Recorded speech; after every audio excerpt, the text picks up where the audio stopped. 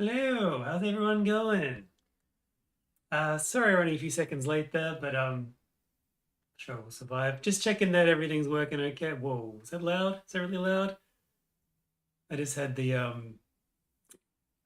speakers on and I just turned them off. Hope they didn't mess anything up. But we'll just see. I'm just looking at the little bar. Looks like it's going up a bit more than normal loudness wise. So we'll just see if that's okay. No, you're good. Okay, cool. Welcome Zatali. Welcome Omega. I'll see how we go here. So yeah, been a little while, and yeah, welcome everyone to the stream. So once again, just going to be doing some listener suggestions, drawing wise, and also listener questions, audio wise. So yeah, if there's more you kind of want to know about any of my comic stuff, let me know. I can explain some things because a lot of it's left up in the air. So um, yeah, if there's any questions you got about how anything works or what's been going on, or if I did something a bit too quick or whatever, just ask me in here and I'll explain it. I'll either have something that I just forgot to mention properly, or I'll make something up on the spot, which will be then canon for the comics. So yeah, I didn't have a proper picture this time, so this is all you get for this one as a little background thing.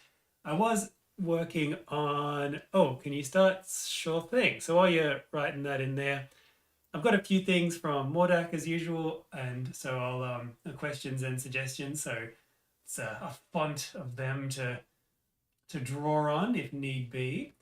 Um, oh, behind here I've just got a little, I guess, little preview of the next page of the comic that I was just working on while I had a few minutes before the stream started. So yeah, little thing. So this is gonna be Marvel's new little mech that she's made. So it's even less of a robot than anything so far, nearly entirely made up of the soul energy. And yeah, a little bit more on that. 'Cause, you know, there's a few questions about that one. So we'll get to it.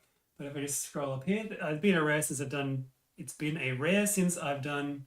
Yeah, we'll stick with that. It's been a rare since I've done a full one panel page. But if we scroll up here, we can see what's this.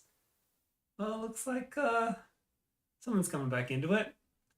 And I realized looking back through this stuff, I never kind of did a proper big picture of one of these. This is one of the Giga class Striders. And if you have a look in the up here, this is the one that um, Jade, with his big, when they sort of took over one of these and destroyed the other two, the one that he stabbed through the head. So this is the only one that actually was more or less intact after the battle like 6 or 7 years ago. And looks like this one's been revived as well. So a little kind of foreshadowing, because you know, if one of these ones can have a fair bit of destructive force like was in the other fight, then we'll see what one of those can do. We'll see how it goes. But yeah, I'll close that one for now and get rid of this. Out here. All right, much better. So what do we got? Oh, hello Mordak. Hello SC Pilot. Yeah, it's pretty big. They're like about a kilometer tall. They're pretty large. So they yeah, there wasn't many of them, but one of them survived the big assault from the first comic more or less, and has been revived. Uh, that one of the new designed. The only new one was the little one that was in the foreground. So everything else is from before. So nothing really has been recreated, just revived, except for the one that was in the foreground. And it has the blue light. I was going to give it the red light because that's what the rats usually use, but it just didn't look right. So it's blue. All right, so what do we got? Draw Bastet as Bingus from the meme. The meme, is it? I don't know about memes. Um,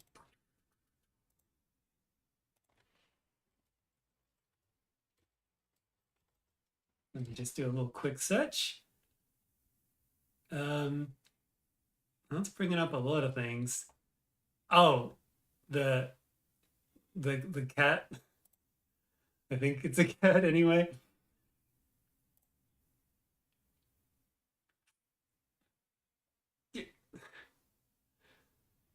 All right, is it the It kind of looks like a hairless cat with just big old eyes staring directly into something somewhere slightly beyond my soul. So if it's that one, then yeah, I could do that, I guess. A little quick warm up. Let's just get back to my. Whoop. That's it. All right. Okay. So I'll just get through chat and then I'll do that. That won't take us too long, I don't think. Um, Here's a suggestion. Four of your characters, your choice, dressed up as the four horsemen of the apocalypse, and one of them asked, okay, whose bright idea was to turn them into the four horsemen? Yeah. Or do one where your favorite tag from Infinity is battling your least favorite tag from Infinity. Well, it's been a while since I've drawn a.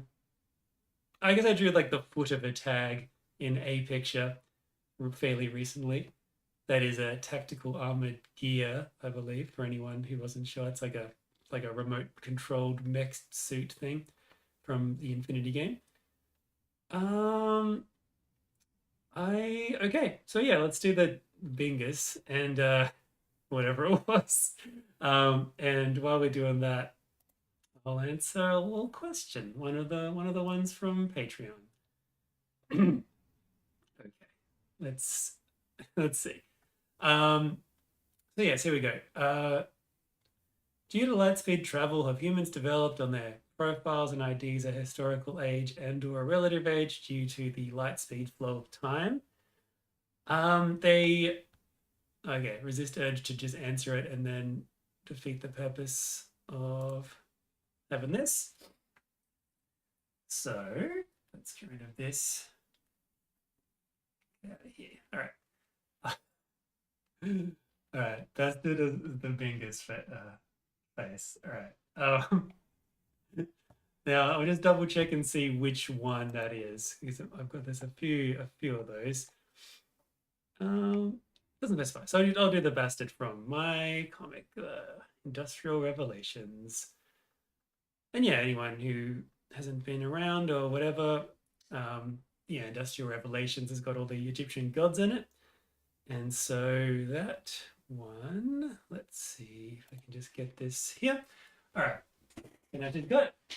I guess I'll just do the face and work from there. So in that comic, I was kind of whoa. That's it. Okay, something weird happened for a second there. So I think she's yeah. I always do the mistake of assuming I remember what the character looks like from the comic I did about like 14 years ago, and then I go, oh, I just need to check out a few of the little things. I wasn't sure if I got entirely right, and then I have a look at it. It's like, oh, turns out it was entirely wrong. I know she has kind of um like hair sort of like this, and it was one of those one of those characters where it was always like it was black and white comic and there was a lot of sort of black shading, so a lot of the hair styling kind of got mostly lost when I add the shading to it, but I believe it was something like this. And let's double check. So I've got the thing, and now the Industrial Revelations took me so long to do that kind of about halfway through, the style of a lot of things sort of changed. So if I go to any particular page in here as a reference, it's probably going to be like more or less right, but okay, that's not too far off. I think it just comes up a little bit more. I think when I was doing this hair, I was channeling some sort of like I think sort of My Little Pony was out at the time. It's sort of like a mix between like Pinkie Pie and Rarity's hair, I think it was, something like that. Don't remember exactly. Right. So, and it's quite, no, it's a bit more voluminous than that. Yeah, I probably won't look much like the character without having it be the kind of the black shading, so we'll probably do a bit of that. And then, okay, so the mean cat's ears are kind of sideways a little bit, so they're kind of like this. And she does have some little earrings here. Yeah, so anyway, the light speed thing. now that I've sort of got the, the gist of what I'm doing here. Yeah, so I guess a bit of background for anyone who didn't remember that in Our Shadow, the current comic I'm doing, humans kind of got to the point in their evolution where they they sort of knew everything about the universe. Everything was pretty boring, so they decided to make their own universe and sort of like go in there and lock themselves away from reality. So that sort of while they were in this sort of virtual reality state, this sort of like matrix like kind of world, they did end up dying out because of that, because obviously they weren't in the real world, so they couldn't have kids and stuff. And even though the machine would keep them alive for thousands of years, it wasn't a surefire, way to maintain into, infinite time. And some humans weren't able to get into the alternate reality world, so they were stuck outside, and eventually they didn't have access to like the full kind of gamut of human technology, so they couldn't sort of maintain all the machines and things that were keeping the world sort of in its sort of state of sort of perfect weather, perfect whatever for human conditions. So once all that sort of started to break down and they couldn't fix it, they had to leave Earth and decided and just come back once the Earth had sort of recovered a little bit, kind of like Wally, except on a bit more of an extreme scale. Instead of like whatever a couple of hundred years, it was more like 50,000 years. So they were in space and they were moving, relativistic speeds, so really fast in order to have time go really slow for them while they were in like flying around in space, while the same amount of time passing outside was a lot more. So when they came back, sort of similar people to the ones that were like there 50,000 years ago were now, kind of still alive, but not a lot of time had kind of passed for them. Okay, now getting the angles a bit, getting the ang- oh my god. Um, uh, yeah, no, that's not quite. They're even more. Oh no, that was kind of right. They're sort of. My first instinct was to make him looking in sort of different directions, but they are kind of looking straight ahead. Um, but they're just completely black. All right. Yeah. So do they have kind of uh, the different IDs or whatever for their different ages? They like. I guess they didn't really think about it too much, so they were kind of just in there, and they were just sort of traveling around and coming back. So ages sort of became meaningless. It's a little bit like if you've seen kind of Doctor Stone or like that anime where it's like a billion trillion years in the future, and they've just been inside rocks the entire time, and they come out. They yeah, so because like simultaneously like humans are living a lot longer because their technological processes were a lot sort of more advanced and they could sort of live a while. Age kind of doesn't really mean anything, so they probably would have stopped sort of using that. And the fact that they've been kind of in this weird time didn't really matter. When they sort of get back into the real world, none of the time systems that they were working with exist anymore. So, and in space, there's no real point keeping track of time except because there's no season. Oh, I mean, you're hour to hour, yes, and maybe like days and things like that. But if you don't really age that much, if you're not really on a proper planet where there's seasons and cycles and things like that, it doesn't yeah, it doesn't really make a difference. And they knew that when they get to Earth, whatever sort of world they're coming back to, like their way of keeping time, besides the fact that everything's sort of based on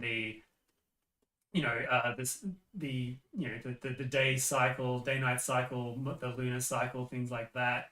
Even that would be a little bit different now because coming back, the orbits of things have changed a little bit, and yeah, so they probably would be like, okay, we're gonna forget about our like whatever it means to be a certain age or anything like that, and just come back to Earth, and then we'll deal with it once we're there. If whoever's in control has their own system, probably like adopt that, And yeah, I don't know if that sort of fully answered the question. I kind of went off on a bit of a tangent there. Um, but yeah, so that's kind of sort of pointless to them, really.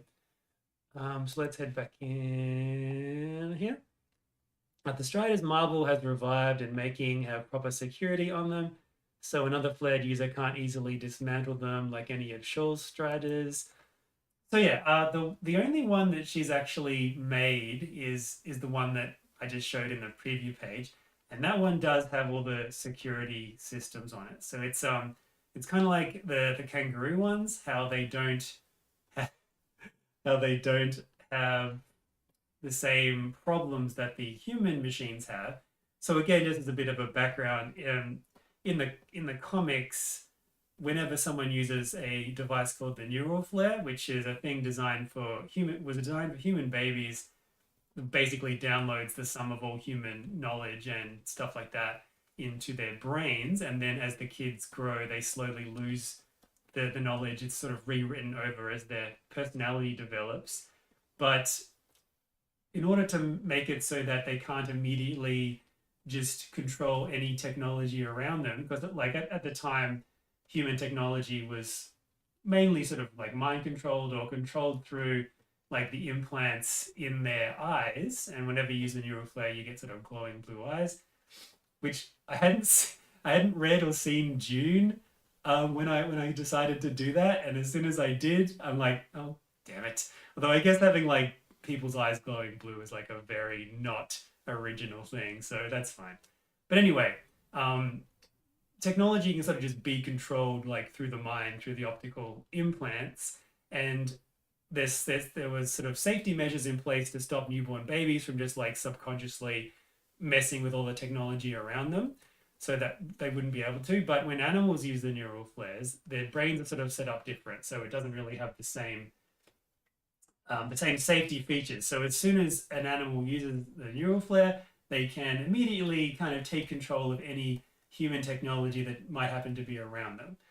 So any like human stuff, like the stuff that was on the moon, or a human suit like the one Yash was wearing, or whatever, can be immediately taken over and like changed to suit the whims of its user. And because Emperor Shaw, when he used the neural flare, his wasn't working at full capacity. He didn't have full like knowledge about what he was building when he used the human knowledge.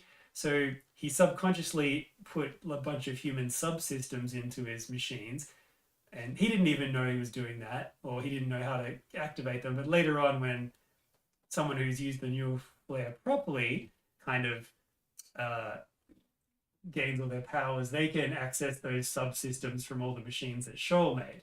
So that's why Bray and Marvel can sort of control all the stuff that Emperor Shoal made. But yeah, so all the stuff that Marvel's done so far has been just using stuff that was already pre-existing from Shoal's reign as Emperor. But yeah, the new one she's made now goes by the Kangaroo rules, which because they were made using like a full neural flare knowledge, they don't have that sort of problem. So they don't have like human subsystems underneath that can be accessed by a new neural flare user. So yeah, the one thing she's made now will be not possible to be sort of taken over in that way. I think that I think this is okay. Um, yeah, so I guess long story short, yeah, everything else. So that even the Striders she's taken over now and sort of revived. I guess if someone else used the neural flare and came along, they would also be able to take control of those. They haven't been modified in any way to prevent that, if even they could be. But yeah, anything that's been made more recently can be. I think that's I think that's more or less the gist. Oh, actually, no, hold on.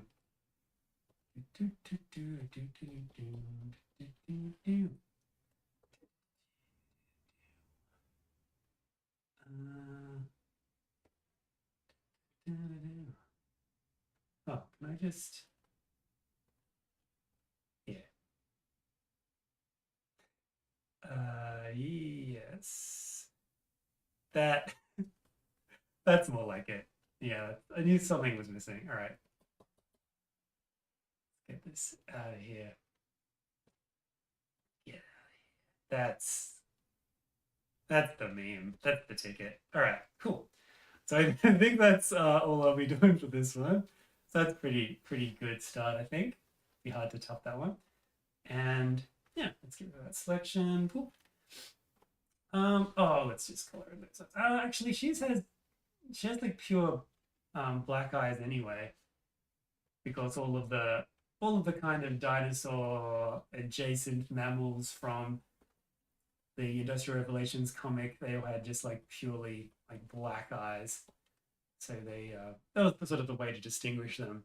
Oh, she's got I forgot the Egyptianness. It's kind of got this sort of business. I always forget exactly. They've all got that kind of Eye of Horus sort of thing. Hers are like oh yeah, there's that, and there's also a bit on this side. Yeah, there we go.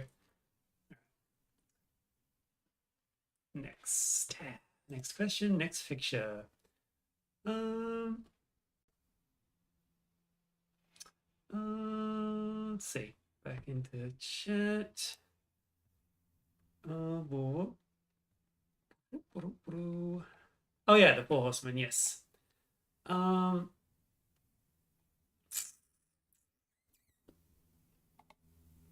Oh, hey, Kitfox boy, welcome.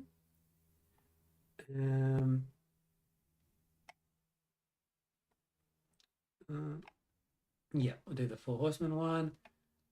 What TV shows have you watched recently? You're rewatching the Sleepy Hollow TV show. I haven't ever seen that, but I'll get into what I've been watching, I suppose, as a little side one. Sorry I'm late. Yeah, should be. No, it's fine. Good. Welcome. Glad you could make it. Um, what's he drawing? Something terrible. Natalie says, technically not officially. Oh, I think I must have missed something. Oh, right. So did you officially quit teaching? Yeah, Natalie's answered that in there. So mostly, but I've left myself a little contingency plan just in case. How does it feel getting to that career-wise? Must be exciting, but also a little heavy, I'd imagine. Yes. Um, it's weird. It's good. Like it's awesome because I really I wasn't enjoying. Teaching's fine. Like it's pretty rewarding if you got the kids who are kind of enjoying what you're doing, but especially for option subjects like well, that's what we call kind of the art and the stuff like that I do. If they don't like it and they don't want to do it, then you're like, well, what are we all doing here? This is supposed to be something that you're doing for fun, and like, it's really hard to justify trying to get them to keep working on something that they should just be doing there because they enjoy it. And if they don't, if they're there just to muck around, it's not like I can be like, oh, you're gonna fail the exams. There isn't. So it's fun as long as you have good classes, I guess. But I felt like I'd done all that I could really do. I was just kind of going through the motions, and I thought it was time for a bit of a change. Terrible time to do it because the world's imploding, but it always is, so that's all right. But yeah, it feels weird. Technically, today was the first day back from the normal school holidays, so today's the first day in which that I am technically, I guess, quit. So yeah, I guess from now on it's gonna feel different. But I've got a bunch of big kind of miniature painting commissions coming in, which I'm a little nervous about. But that's all good. Gonna make those ends meet. And yeah, thanks all you guys so much for supporting me so I can do my comic and do all my other art and stuff like that and make it available for everyone. So yeah, that means the world to me. So thank you so much. Could there be okay, I'm getting uh okay, a lot of questions here. I think um okay, I'll do the TV show one while I'm drawing the apocalypse one. All right, so 4 characters as dressed up as the force of the apocalypse, and one who's us and whose bright idea was going to all right, so who would be they? So let's see. I'll just make a little list. So we're like war, famine, death, pestilence, or whatever. So who's the most, or should they be like the opposite? No, we'll go like the most. Okay, who's the most warlike? Probably Natasha Chevka. Who's the feminist? Hmm. The pestilence is going to be a rat of some sort, I suppose. Um, yeah, if anyone's got a suggestion for those two, who's the most pestilency of the rats? Um, yeah, being a rat doesn't really narrow it down. Narrows it down to about 50. I think famine I might do as everyone has a different definition of the four. Yes. Yeah, who's the most? Now, the weird thing about this is in Nicole's arc, there is like a direct correlation. There is a character for all of these, which that sort of novel I did, which is somewhere in limbo somewhere. I'll get around to it eventually. Um, so death in that one was actually Hayes, if you remember from Restored Generation. He was like the jackal who was kind of in the love quadrangle kind of thing that all the teens were in. So he was that because it's like 100 years in the future, but he's still alive, and so he was kind of the representation of death in that one. Famine, famine. Probably whoever. Probably weirdly, it's probably J Runner because she no it would be Brianna, I guess, slash both of them because their sort of combined efforts destroyed the Twilight Shroud, which plunged the whole world into a famine. So, okay, let's do this one. So, I'll go down here. So, just drew her like in the last stream. Chevka, that is. TV shows we've been watching. We've been kind of pretty lazy. We've been watching the Our Planet, I think that's what it's called, the David Attenborough kind of Netflix original series, kind of documentary on the world, which is pretty. It's really good. It's incredibly shot, like unbelievable, like cinematography and all that to kind of get that to get all the shots they've got of all the creatures they've got. Doing the stuff they're doing is like I don't even know how this is humanly possible, but they did it and it's really good. But it's a little depressing in that I'm gonna look her up real quick because I forgot how her hair goes. You think since I only have like three hairstyles, I should be able to remember, but I never remember which of the three hairstyles goes to which person. Let's go. Yeah, so we've been watching Our Planet, and yeah, like we originally were watching, Planet Earth years ago. There's sometimes something a little similar, and some of the footage is still, kind of reused for this one. That's like that was a little more hopeful, kind of about 15 years ago. It's like, oh, things are a bit rough, but if we turn it around, if we start treating the planet right and doing good, then we'll be okay. And now it's like, well, no, we didn't listen, so we pretty much messed up now. So all the stuff we were like, oh, we could have fixed it, but it's too late now. So here's some footage because you probably won't be able to see any of this stuff on your own at any time soon. Um, okay. Oh, here we go. Right, finally, here we are. Okay, here she is. All right. She's got very sort of the sort of like the kind of two, yeah, this sort of business, and then kind of like a double stage hair, and then a big ponytail at the back. and then the kind of wolf, the husky markings around here. Yeah, yeah. So I've been watching that, and just also just watching YouTube stuff. Been pretty bad. It's like, I can't commit to. It's the old chestnut of I can't commit to watching a movie that goes for like an hour and a half or a TV series. So we'll just watch YouTube and watch 5 hours of that instead.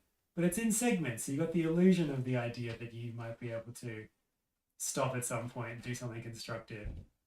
But we haven't been doing that much actually. I've just mainly been trying to get a lot of sort of art stuff worked out. Yeah, I've got some big stuff coming in, and yeah, hopefully, I've done a lot of comic pages because there might be a bit of a time in the near future where they might sort of drop off a little bit. But I'm going to aim to have sort of 2 coming out every week. So it's a little more than it has been in the past, and I've sort of been trying to get them out pretty quick, and in anticipation of sort of a big kind of miniature commission that's coming in. So yeah, war probably going to be like one of those big, overblown sort of suits, a lot of just angry war stuff, and we'll have like, I guess like axe because that's the most war of things. There's like Frank Frazetta sort of death dealer kind of deals, and the good thing about doing a stream picture is normally when it's like, oh, I kind of like how that looks. Oh, now there's something that has to go over the top of it. I've got to erase all that. At least it was seen for a second until like I erased the whole thing. So yeah, let's keep on going with the axe. Whoops. And now I do remember another. Yeah, so that's basically in a nutshell kind of what we've been watching. We're watching Our Planet, and we've been watching the Game Grumps play Tears of the Kingdom. So when I talk to my brother and sister, I can pretend that I played it as well. But I ain't got no time to play no gigantic Zelda game, even though it looks really cool and everything. And I love Zelda games. But I'm no longer a teenager in 1990, whatever. So I haven't got time to play them anymore. I've got comics to do. So yeah. There's a war. I'll sort of kind of add a bit more to that as I know kind of the layout of how things are going. And then so haze as death, and pestilence, probably emperor, sure. So there's going to be like 2 tall ones, 2 short ones, I guess. So now haze, he's mostly hair, but if he's shorter, yeah, he's like, yeah. So one of the other questions I saw, I'll just now that I remember it, will there be any other sequels to In Our Shadow like after this one? So yeah, I've got like lots of ideas of kind of things I could do like in the universe, and especially like the way this one kind of finishes up, it's gonna like leave sort of opportunities open for a lot of, I guess, a lot of stuff in the future if I do want to, like sort of smaller things.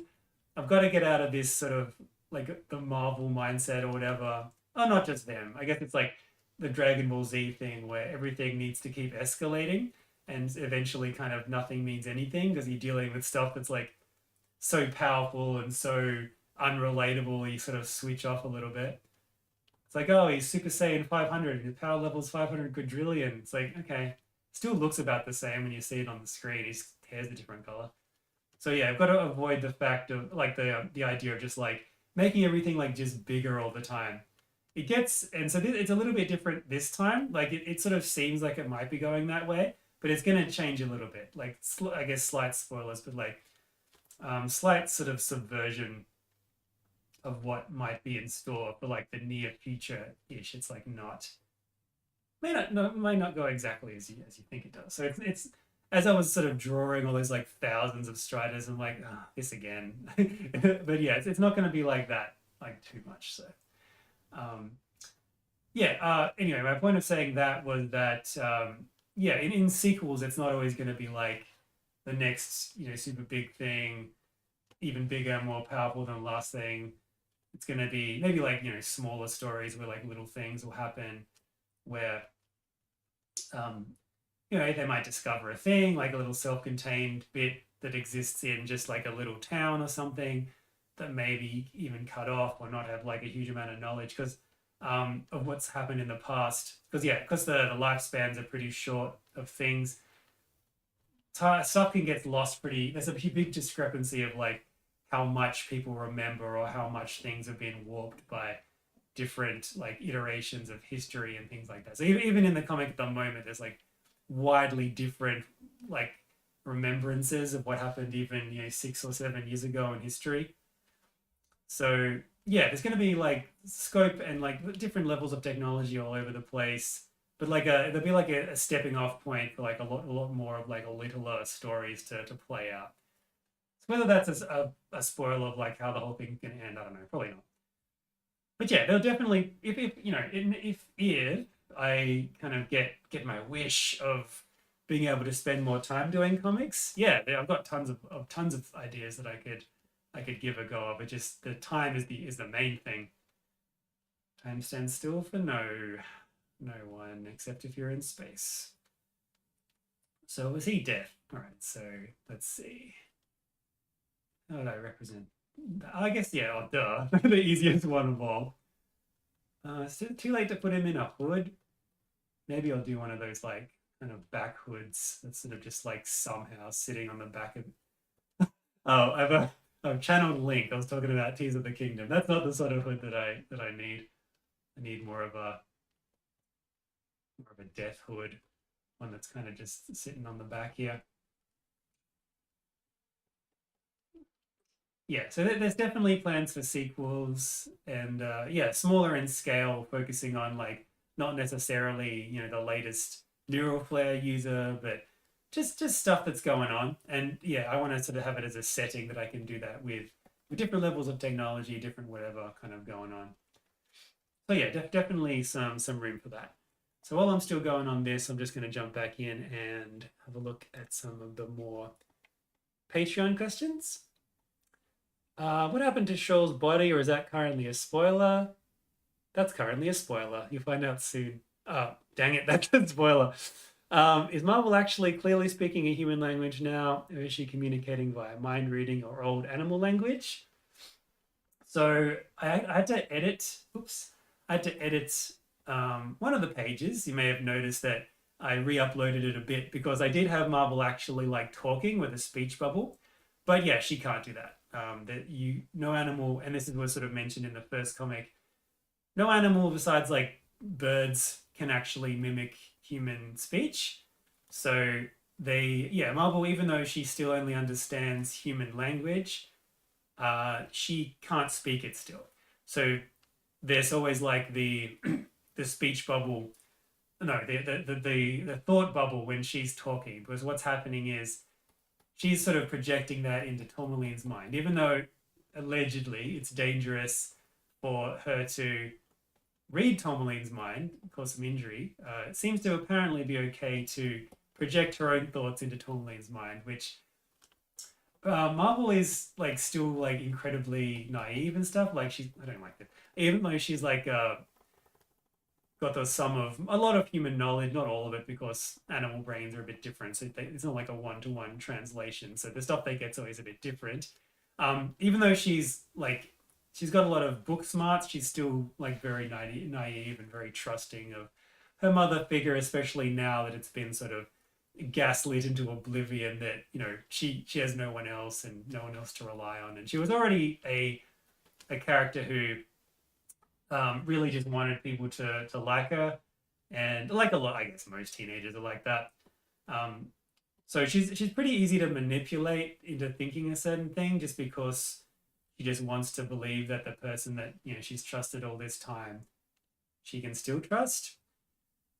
But yeah, she is speaking through her mind to Tourmaline, who is this a spoiler?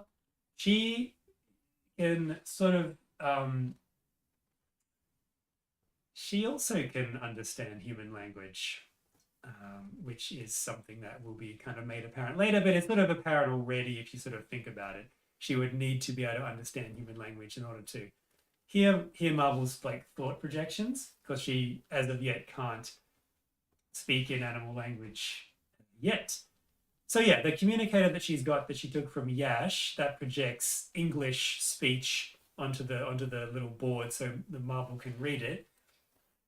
Um, and that's just for Marvel's benefit. Well, her benefit in the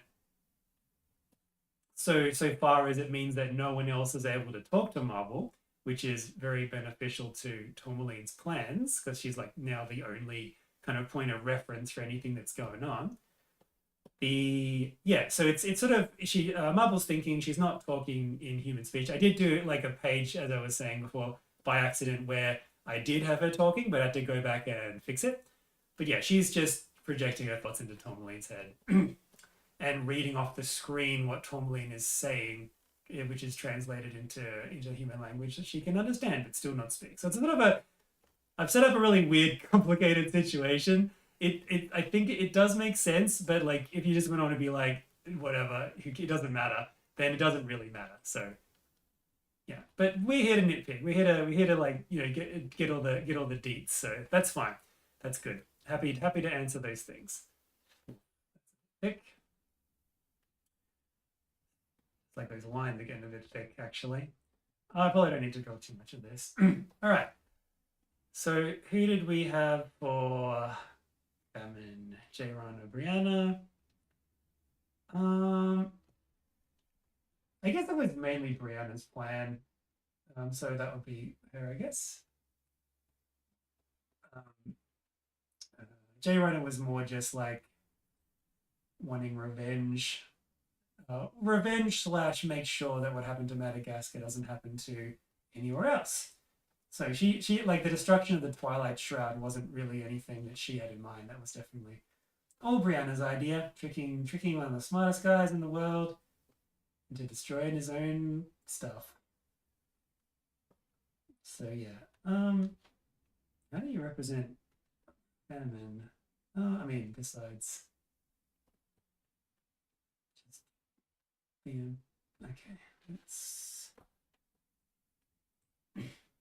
I think that was yeah. So new question: is the soul energy that was created at the beginning of the universe infinite, or is it technically finite but extremely abundant that it would be near impossible to use up within the universe's lifetime? So all right, so the soul energy isn't actually okay. Yeah, I mean, let me just specify. So there's two kind of versions of this that are slightly different. In the Generations universe, the soul energy is like literal soul energy. It's the energy that like keeps people alive that was created by this sort of energy force that was brought in by accident to our universe for another universe when the Big Bang happened. And the Big Bang was caused by two universes colliding together. And part of the energy from one universe was trapped in ours.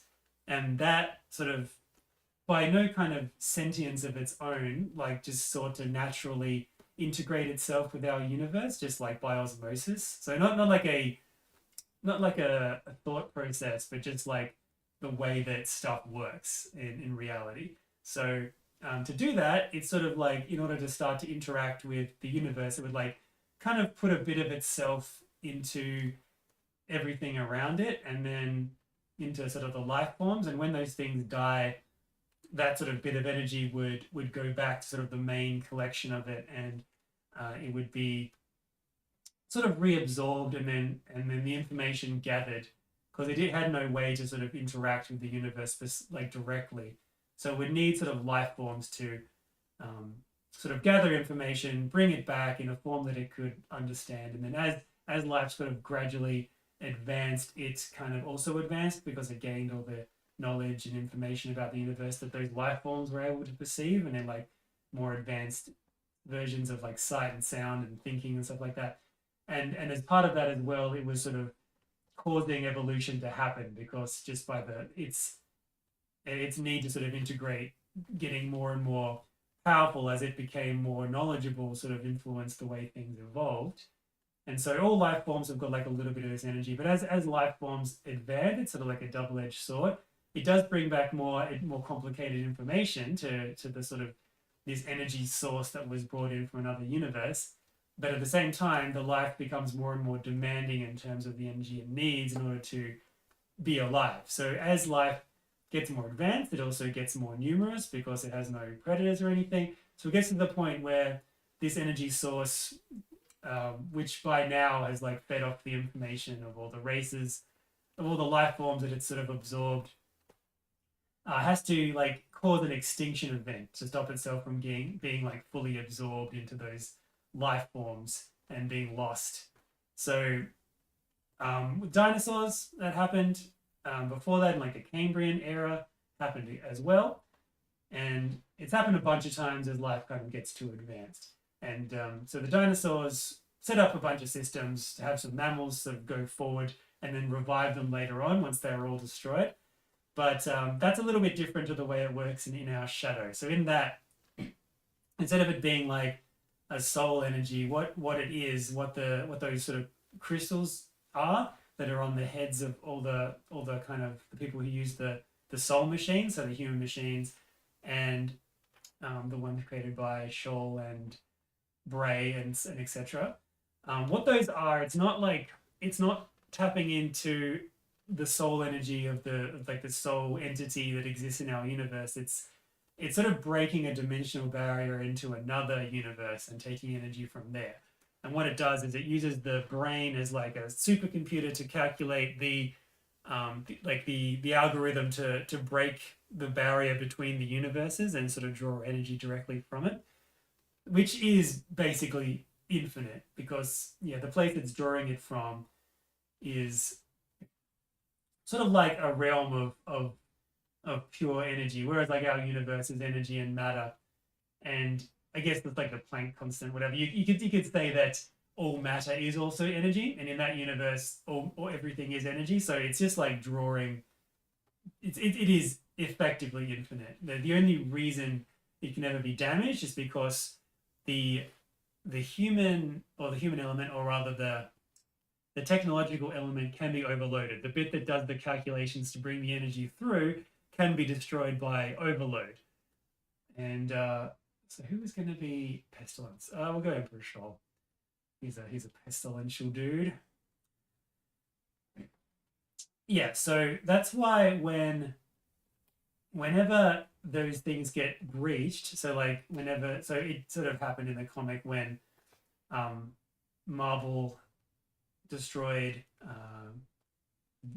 Storm's machine with an attack that was kind of powerful enough to like level the entire like state, or the whole city, and then more.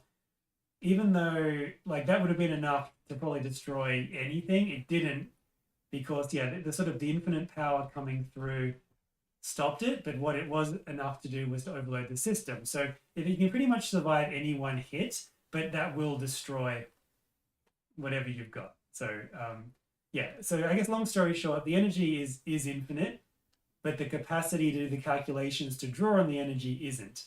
So it can eventually be overloaded, and depending on like the power of the thing, that'll take different levels of stuff. Like the human machines are still probably the most powerful ones. So that attack may not have like destroyed one of those. It took like a concentrated sort of combined attack of like many of those class of Strider to destroy just one human machine when they attacked Madagascar. It was only the fact that the lemurs couldn't really control them properly. I didn't really know kind of how they were like best used, because they didn't have the human commands to activate them properly. That was the only reason they were actually able to be defeated so easily. Like it's just massed firepower just like pouring down on them for ages. The one currently in the kangaroo home base is like a network of lots of them. So it's like about 50 crystals all kind of working together to sort of increase that cap. So it'll take a lot more to actually destroy it. I'm going to have to make him a lot bigger. I wasn't really thinking about this. We'll make all brown is smaller. Oh, I don't know. Scales are getting a bit weird when you go between these different ones. I'll make brown is smaller. I think that makes more sense to do, and then decide what I'm actually going to do with their outfit. Let's see. I don't normally do this in open canvas. Transform, scale, shift, small. All right. So yeah, long story short, infinite energy, not infinite capacity to draw on it. What do we got?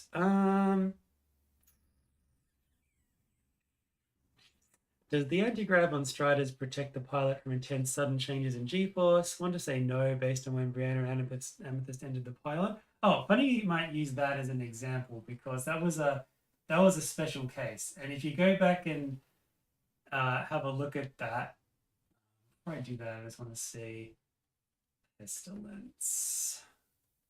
What does a pestilence look like?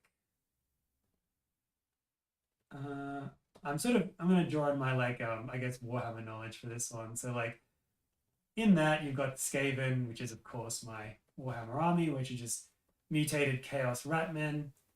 And one of their main deals is they just want to destroy everything. They just want to bring everything to ruin of the surface dwellers. They live underground. They're super paranoid. They're vying for power constantly. Otherwise, they probably have taken over the surface already. But what they want to do is just like bring low all the other civilizations who thinks they're like better than them, destroy everything they've got, and just like nest in their ruins. So they do that in a lot of different ways. One of them being like they just like send plagues and stuff up. There's different like clans of Skaven. There's like clans Pestilence who they deal with like a bunch of plagues and illnesses and sicknesses, and they're just like disgusting and covered in robes, and they use this substance called warpstone to like power their like weird magic, and they got like plague senses, and they make like magical plagues that just like infect everyone. So I'll do him as like a plague monk. They wear like terrible like robes that are all like gross or whatever, and they're all like covered in little sores and bits and pieces. I'm getting a little worse for wear. And this is going to be a tall picture. So now that I know how much room I've got here, we can sort of fix this up. But yeah, the G-forces in the Striders, they do compensate usually. Of course, they fly around, they can sort of not turn on a dime, but they can like use their normal kind of engines and their gravity manipulation to just like change the direction of gravity, change the density of the air around them to like reduce air resistance, which is why they can kind of get, their travel times are like incredibly low for something so unaerodynamic as like a Strider. They can get around really quickly, like faster than like most sort of human jet aircraft could. And that's because they just use their gravity manipulation to like change the air density, reduce friction and that sort of thing, and do that. And so because of their huge speeds and their like massive maneuverability, they do indeed have sort of inertial dampeners, which is also kind of based on their sort of gravity stuff. They can change the well, I mean, G forces are just multiples of the force of gravity, like bringing you down, like the 9.81 meters per second square. So they can sort of reduce the gravitational force just by doing whatever. The reason why they didn't have it when they went to the pylon and Amethyst, Brianna was like sick was because when was it? They had to go like silent running. I think they had to be like undetected. So they turned off all of their systems so they could go into stealth mode. And this was when Amethyst and Obsidian, like the stealth expert, were like on a high after being out of a fear signal for a while. So they were just like really into like risk taking and being daredevils, and I can't remember the exact reason. I'm pretty sure they were just like didn't want to like alert anyone to their presence, so they had all their systems powered down, or a lot of them anyway. So they they didn't have the inertial dampeners active that time, and so they're sort of strapped in. But getting sort of thrown around the cockpit a little bit. Yeah, let's see now. For some reason I just thought of like the traditional, the garb, or like the stuff that the numbats would sort of just wear, which is just like a loincloth, and that's about it. I feel like in famine you sort of don't have a lot. You and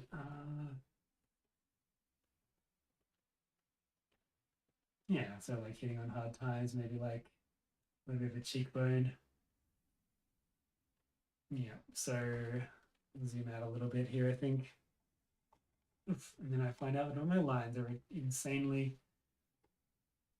Oh, that's not too bad. All right, so let's just finish this one off, and then I'll like head on to another one. Was I half through? Half. Um, one thing about like not teaching is I haven't had to like sort of talk in front of a group as much. So I've sort of defaulted to my sort of language that only Georgie understands, which is like I'll say like every third word in a sentence, or like say something completely incomprehensible to anyone else except for someone who's known me for like 15 years. So yeah, I went to say a sentence, but I think I said like two words of it. So I'll have to make a conscious effort to make sure I'm actually saying words. Did I answer the question? Yes, so they are protected, and the pilot seat themselves is sort of set up so that even if it doesn't have that in place, you can still be sort of like fairly well protected from it. Because the pilot seat is like you sort of leaning forward, kind of like a motorbike style, and it's sort of fairly supportive, and it sort of like locks you in. So even if the power systems of the Strider is powered down, the suit systems, because they've got their own anti-gravity, like not as powerful as the ship, of course, but enough to like mitigate it a little bit. So while you're plugged in, you're sort of locked in place, and also your suit can mitigate some of those effects.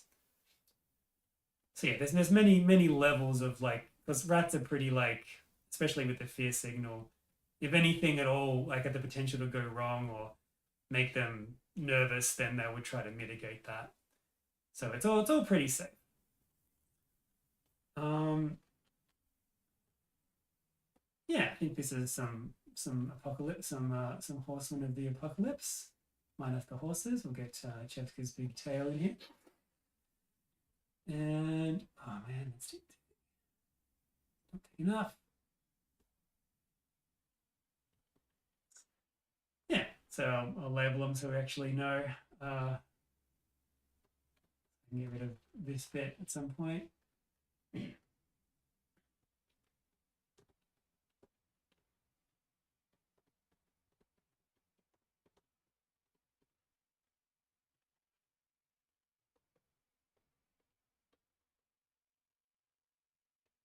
And then I'll get rid of this.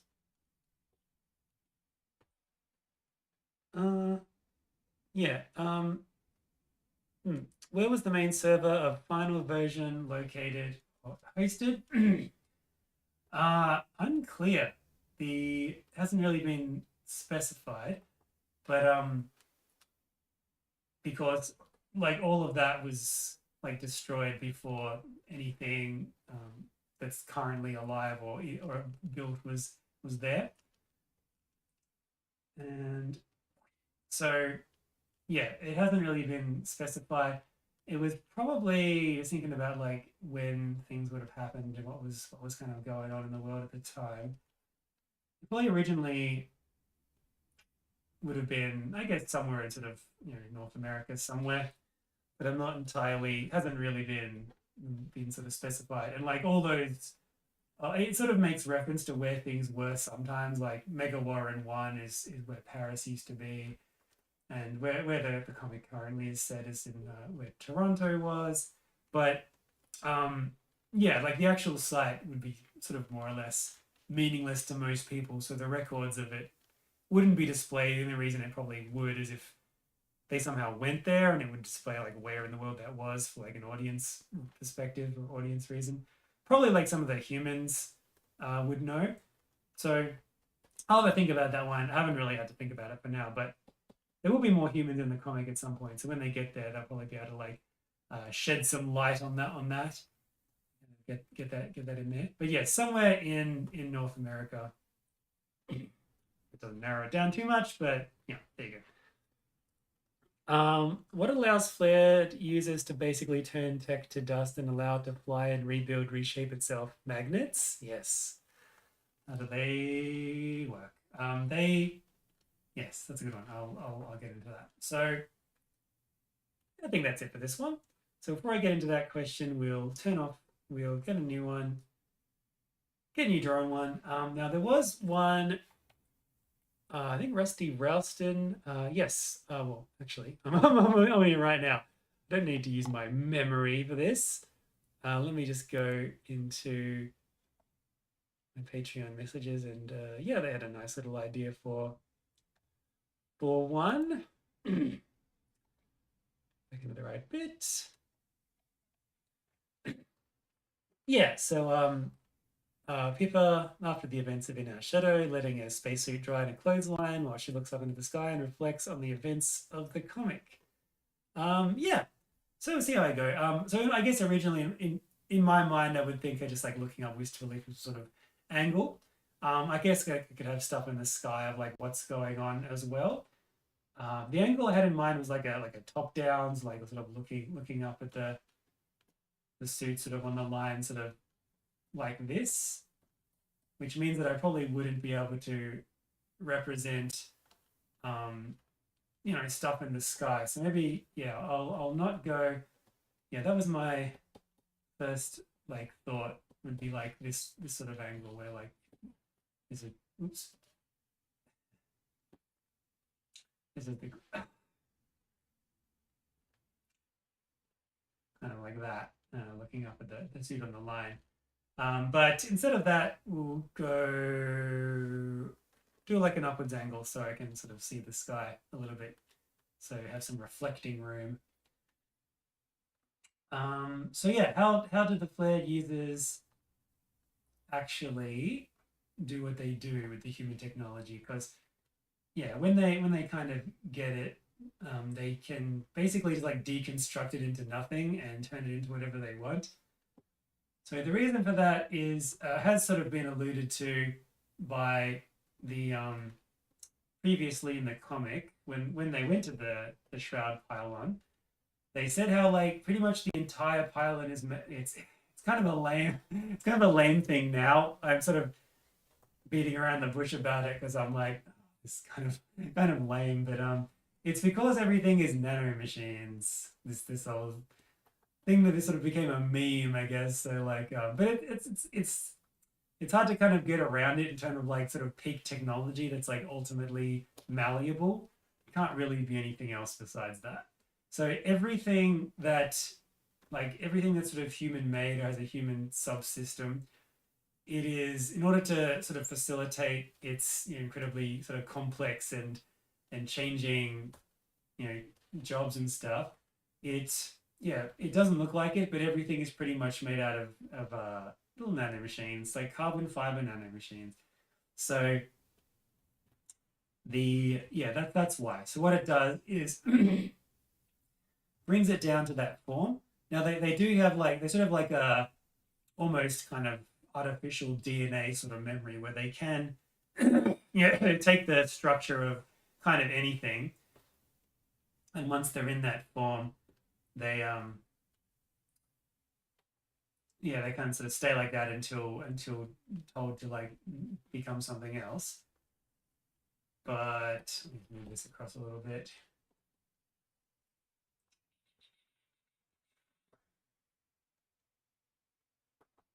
What did I do? Losing my mind. Oh, I see.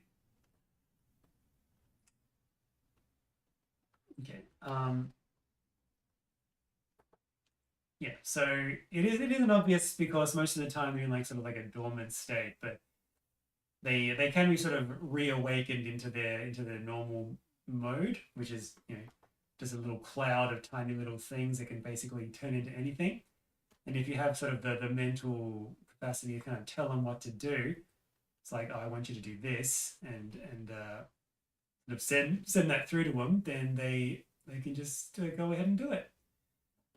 So all the machines have this. So even the kangaroo ones and stuff like that, they're all made of a similar kind of thing. But because they can't be like overwritten because of their safety mechanisms, they don't have the same danger of like, oh, I can just pull apart your suit and make it into another suit. And that's why whenever that happens, everything's like glowing with little blue dots, because it's all the little nanomachines sort of breaking apart, coming together, making some new stuff. So yeah, kind of a lame answer, and I haven't really mentioned it because that's sort of it's like a bit of a cop out in a way. I liked it better before.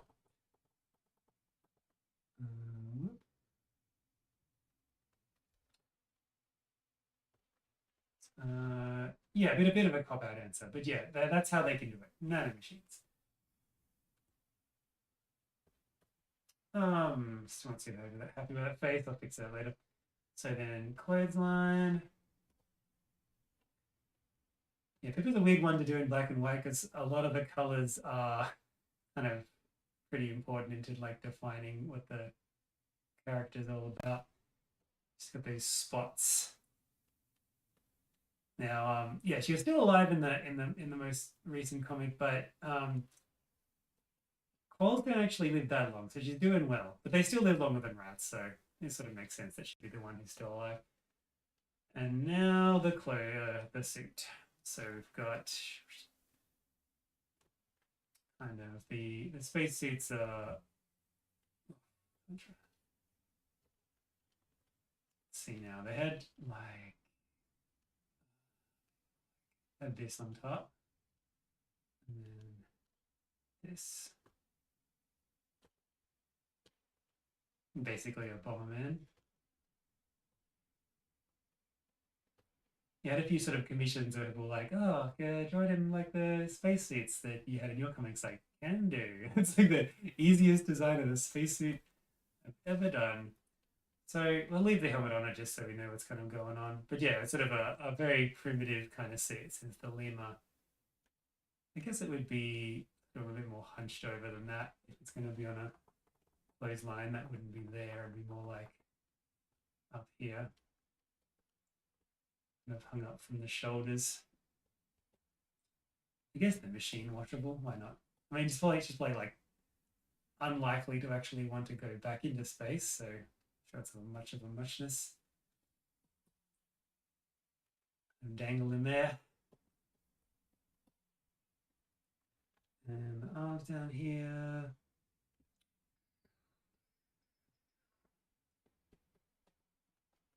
And they've got the big sort of boxes on the front. I guess that bit wouldn't be washed, but there it is. And then there was like this, and then like that, I think. It was like kind of like this. And then this. Yeah. All right. Get back to them. Questions.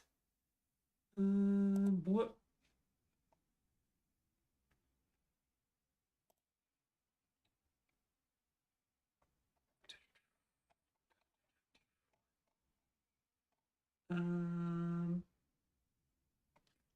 Oh yeah, so I guess that answers all of it. So magnets, in a way, kind of. I mean, they do use the machines do use magnets to kind of pull themselves together and all that kind of business.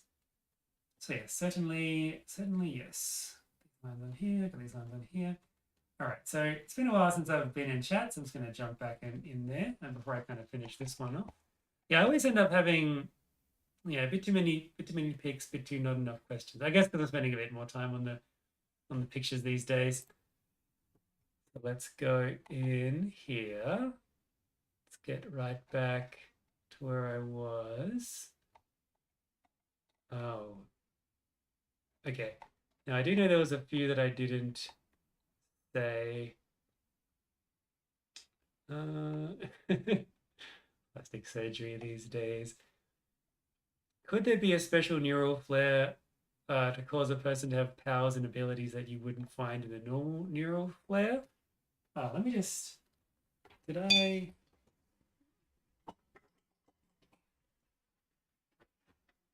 I need a pen. Here we go. Let me just make some notes of these. Neural flare. Right. Oh, well, I'm also at it.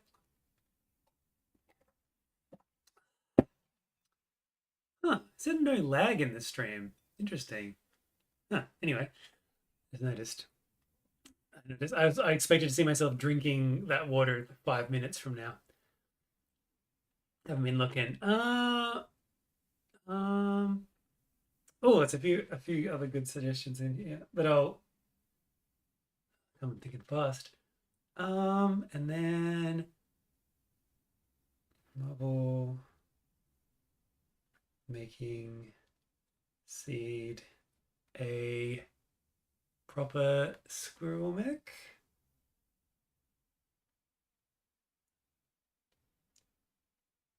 Oh, and two for one, or Fancy Free starring in Red Dead Redemption.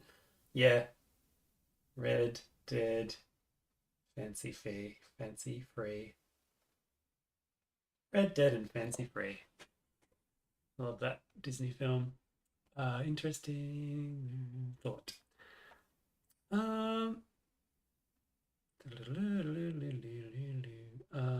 Sobek dressed as Calypso and Johan dressed as Beerus interacting. Yeah. Okay, so if we can get around to that one. So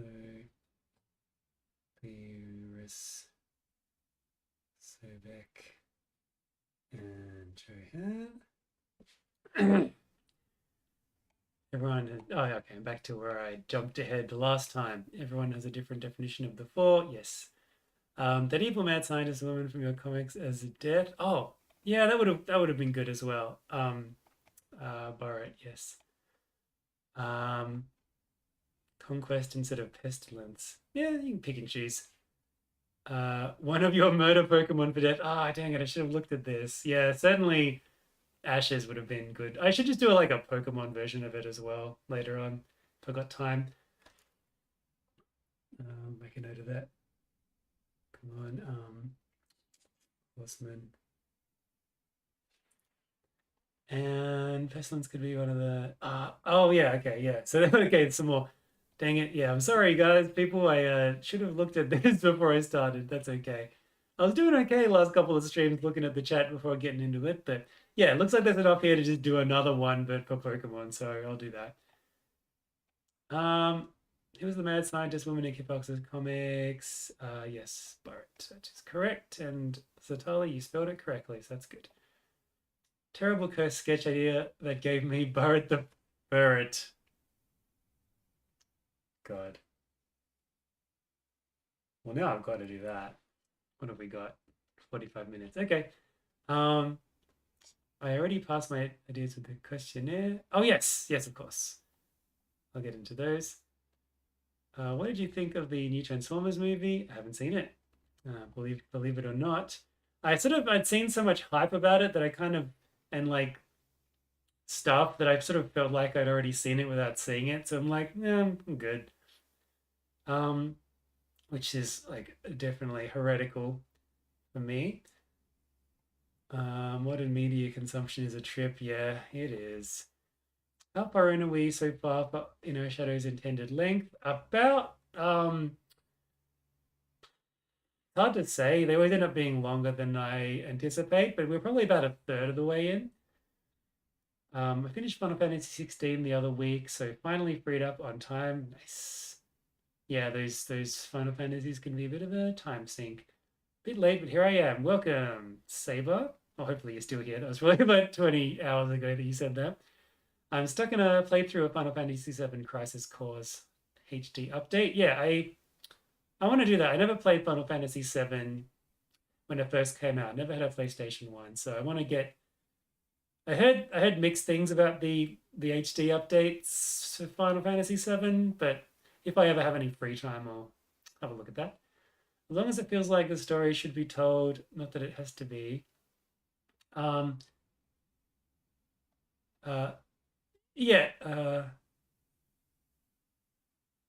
yeah. Hmm. How much of JoJo have you watched? Sadly, incredibly little.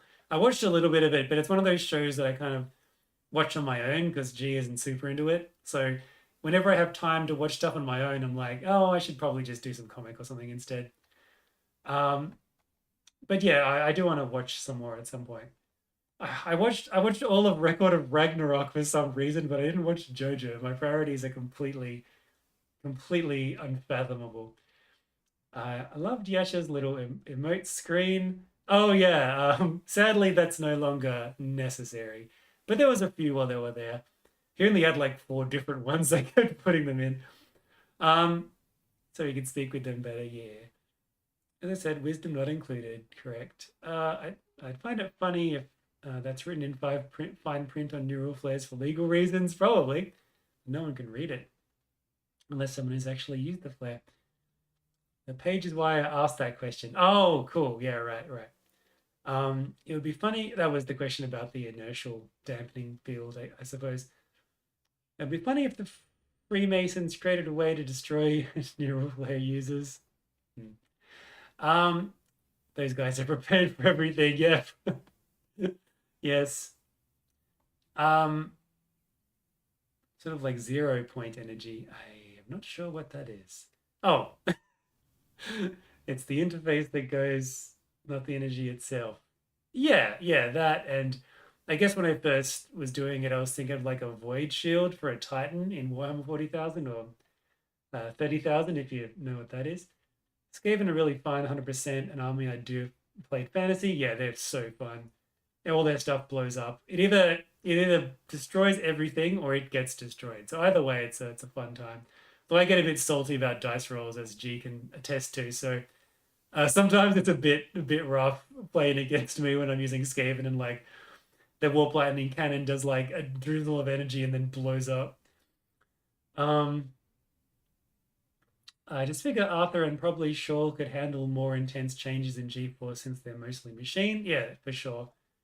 Well, Shaw did when J Runner kind of took over his like planted that thing that Amethyst gave her to make his battery power go out of control, and like he was able to like compensate for that. Um, Bree can be super creepy in certain poses and expressions. Yeah, she can. Anyone can, I guess. Are there bats in the inner shadow setting? There's sugar gliders, which isn't too far off. Bats sort of yeah, probably. I mean, they've sort of got little weird little hands as much as like a rabbit does. So I guess they could be. I'm gonna say soft yes. Haven't seen them, but why not? Sure looks happy to be pestilence. Yeah, he's well into it.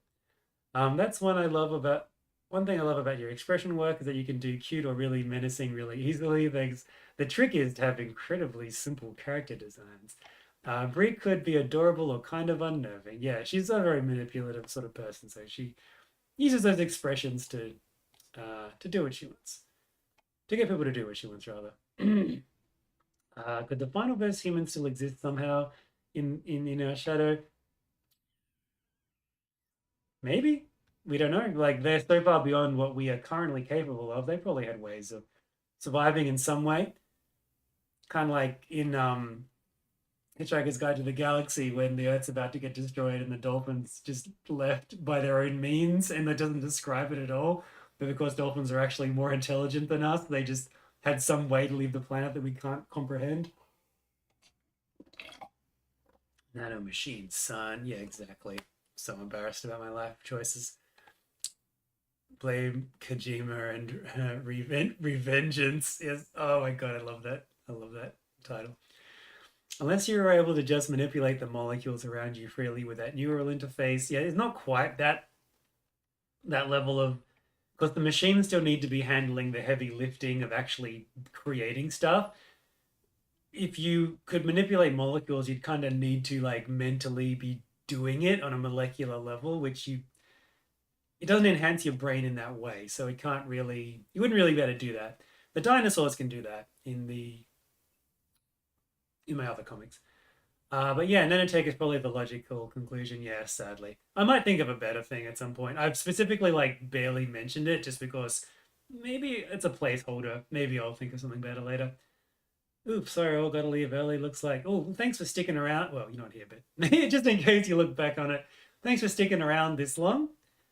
That's a bit of a slog. Gotta leave early. Looks like have fun. Yeah. Well, being a little slow. Oh, got to get back to that drawing. But I think I'm nearly at the. Here we go. We're nearly at the bottom of the chat. And congrats on the change, Kitfox. It's really nice to hear you are doing more of what you want to be doing. Yeah, I'm really lucky. And again, it's just because of all you guys that I can do it. So thank you so much. Yeah, well, as I put a little Patreon thing up on DA, being like, well, this probably won't happen, but if we can get another $200, I could, be doing it a lot more. And I want to do like 4 pages a week. That's the ultimate goal.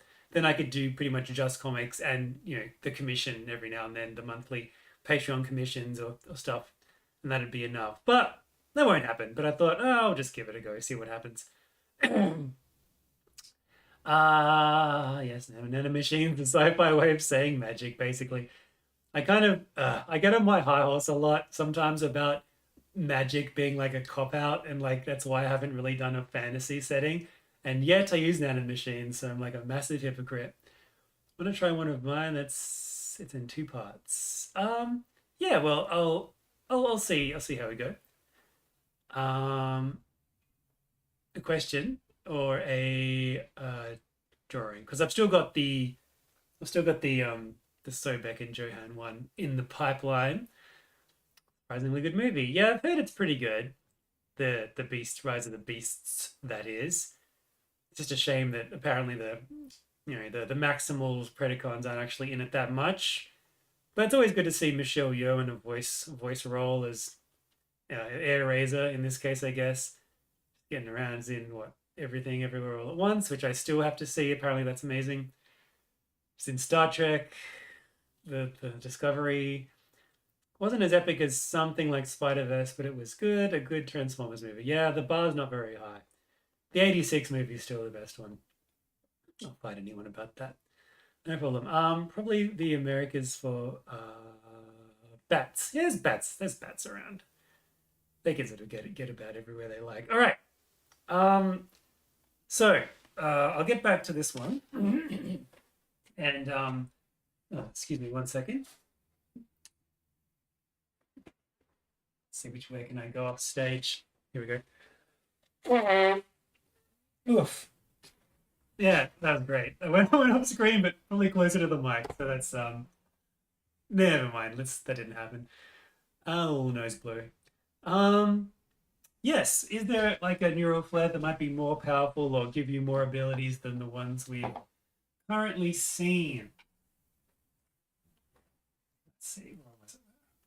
Where was I on this? Here we go.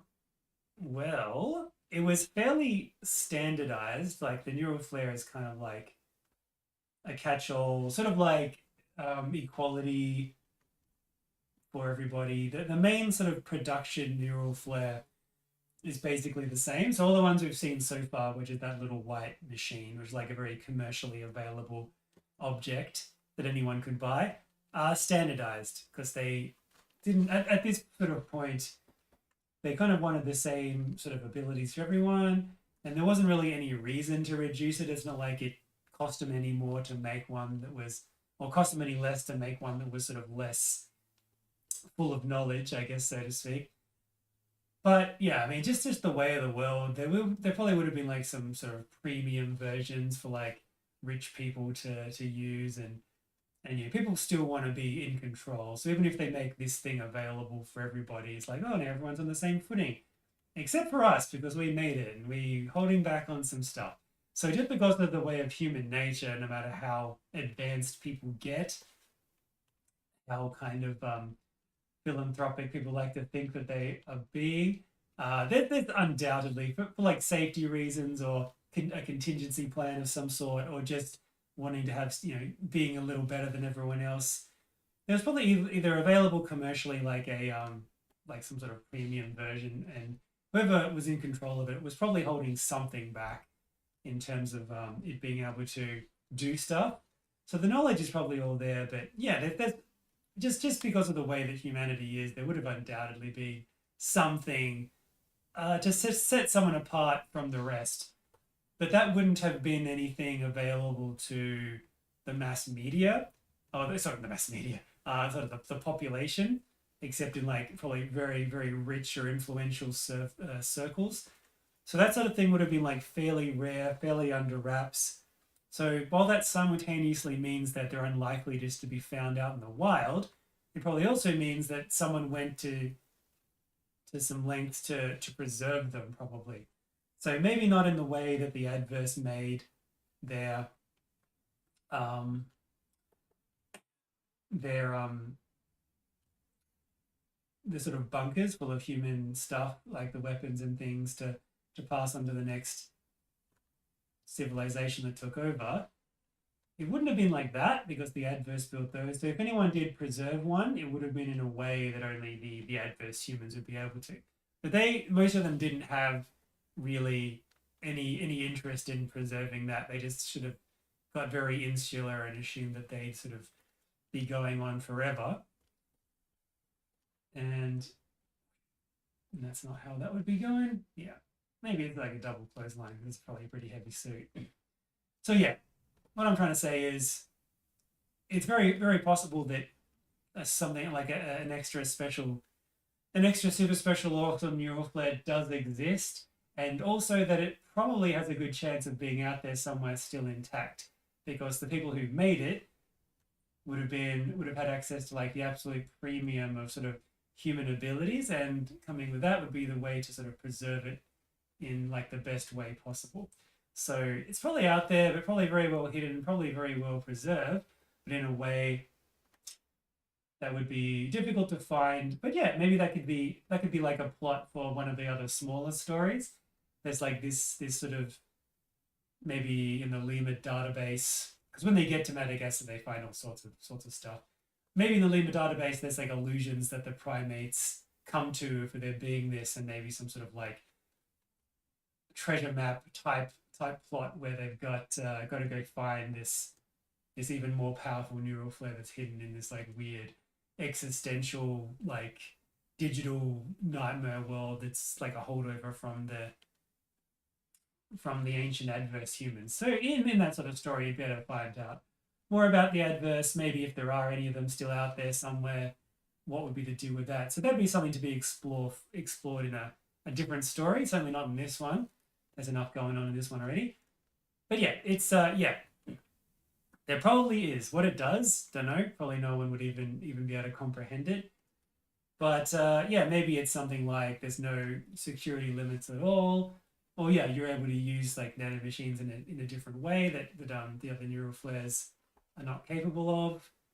Or maybe there's some forbidden knowledge that wasn't put into the neural flares that could help them like alter reality in ways that was never thought possible. Something like that. Who knows? Let's just get some little. So let's see. What would she mainly be thinking about? Probably not that she would have seen this, but I guess, yeah, probably just like J Runner and Hook Turn, or just all of them being pals. I'm realizing I have gone quite a long time and not done a heck of a lot of these, so I'll wrap this up pretty quick.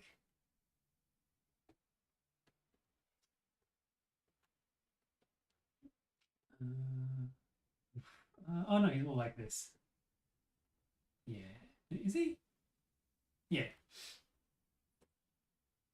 How quickly they forget. So then, he's normally a bit like more like this. And then, yeah, sort of palling around. I guess there isn't so much like events that happen, but just like,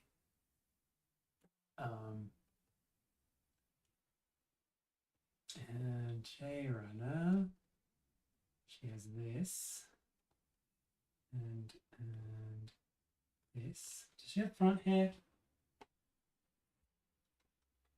I don't think so. Let me just double check.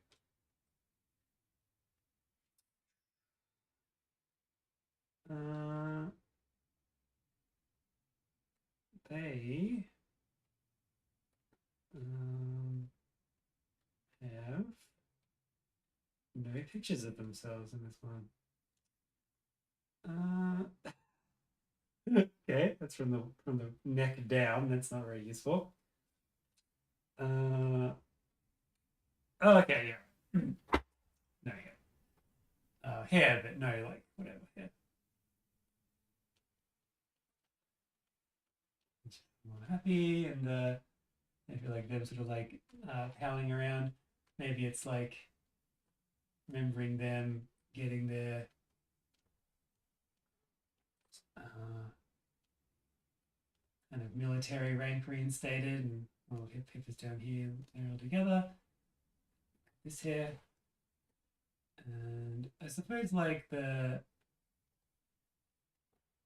yeah, no, nothing, no specific sort of thing that happened, but then just palling around, and then another one could be like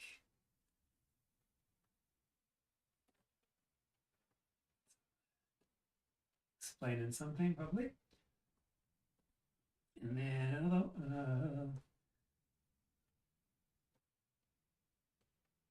Yeah, yeah. So what's another thing that happened? I guess like the trip to the moon or something. Like I guess like the she wasn't there to see like the hook to like the last moment, but I guess like in the spaceship when the feed cut out in the spaceship with like hooked turn on the monitor. He left he had to stay behind so that they could get to the moon. And he's like, because at this point, Day Runner was already like lost. But yeah, I guess I like looking at the monitor, wearing the spacesuit here. And then like the back of the seat to kind of cut off the scene here. Maybe like one more. I guess like them all in their all driving in their the business time, their ship that was destroyed pretty early on. Yeah, so just flying about. And then, so J Runner would be back here because Hook Turn is the pilot. J Runner is kind of the muscle, I guess. Oh, she's the gunner in the ship. Slightly back a little bit. And turn over here, piloting.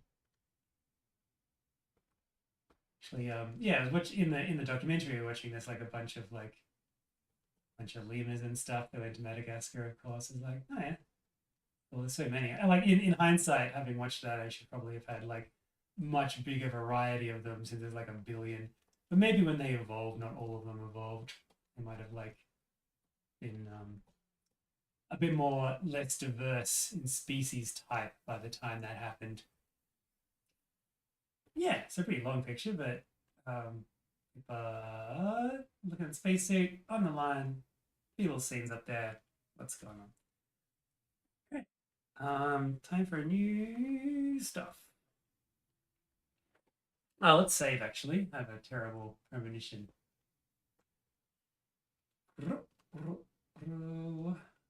Call this frame 10.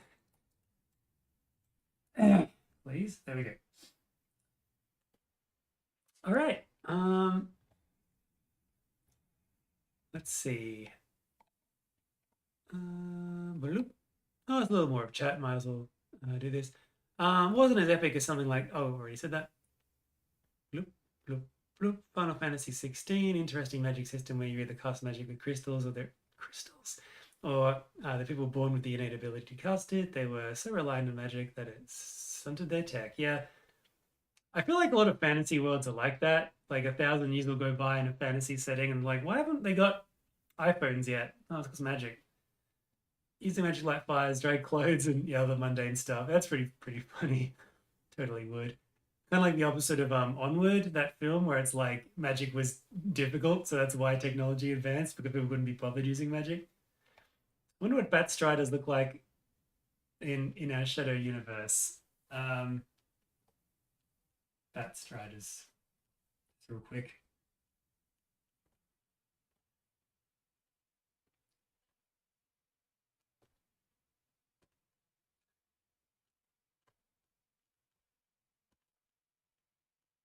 Um,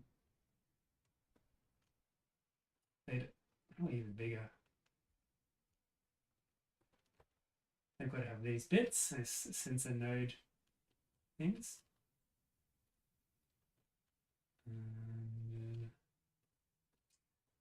I guess they like wouldn't have separate like arms. They've got to represent like the pilot pretty closely. Um, so I guess yeah, they'd have the main kind of design. These are the main one. These are the actual things. I was doing it real quick. And I've left a lot of not room for myself. And then yeah, I guess their feet would sort of kind of go backwards. The combat strider's feet actually go backwards, if you notice that. The normal ones come out the front, but the other ones kind of fold back like that. And then, yeah, they would sort of go straight to those, the wings, I guess. So the arms would sort of like fold it out like this, but instead of. Oh, yeah, the actual interesting bit is off the page. And probably like their wings would sort of like flare out a little bit. So like the main arm parts here, and then the wings would come out from the hands, kind of like as little blades. So it'd have like the main strider blades, and then they'd kind of fold back down the arm and sort of be kind of fanned out a little bit more. Possibly something like that. Anyway, that's beside the point.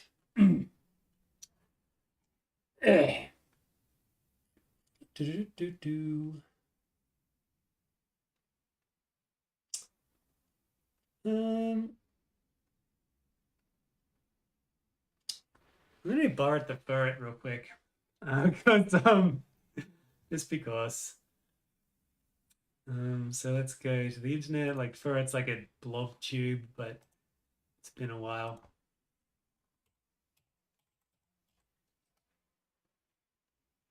Okay.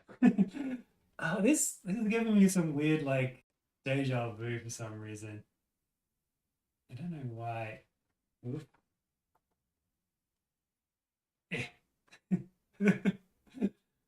uh, uh,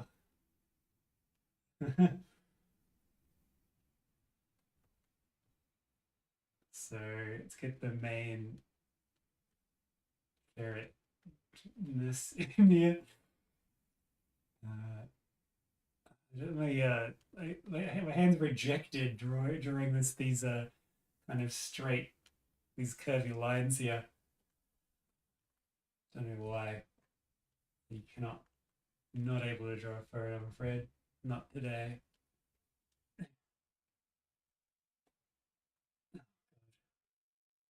Nope, it's that fatter than that. Why was that so hard? Alright. Blame it on I haven't done one of these in a while, so blame it on that. Okay, there's your basic Burret base or your Burret OCs out there. Oh, except I guess they have feet as well. Sort of. Why is it why is the size keep oh yeah, because I did that. Never mind. Oh man, it's taking me back. Some real Gen 2 memories. Because my sister was like about 5 or 6 when this came out, so like a lot of her kind of formative growing years were all the Gen 2 Pokemon. So yeah, I just remember drawing like a lot of Burrets, a lot of stuff, and little stories about them all in like this big comic. It's really great. Anyway, so Burret as a furry. Yeah, this is gonna be pretty cursed. Let's see. Um, so now, now the decision I've got to make is Burret's hair is actually her ears, but the ferret's ears are going up like this. So I guess I'll have to put the same sort of ear type, but up here, and then that sort of bit still has to kind of come around a little bit, and then it kind of goes like this, and then it's like in a yeah. I'm not gonna spend too much on this time or effort or energy or emotion. We're gonna get something, and it is gonna have a lab coat, of course, because how else would you know who it is? And I guess the most distinguishing feature, that sort of Gene Wilder-esque condescension. So let's see, let's see if we can, no, maybe like, no.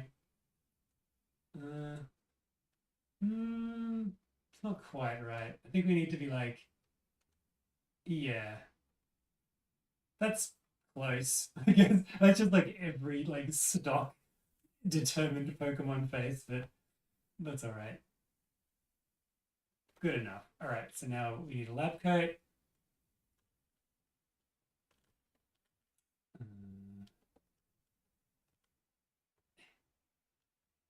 Probably open lab coat. Stylish.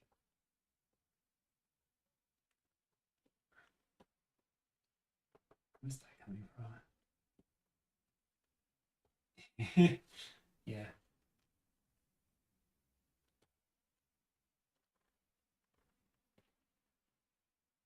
Oh, I guess she had glasses for a while. This could be like early era Burret. You could even see him. Worrying about a decision that's basically irrelevant. Um, there we go. I guess we'll do the normal Burret markings as well. It's not dissimilar from Burret's markings, except for these bits.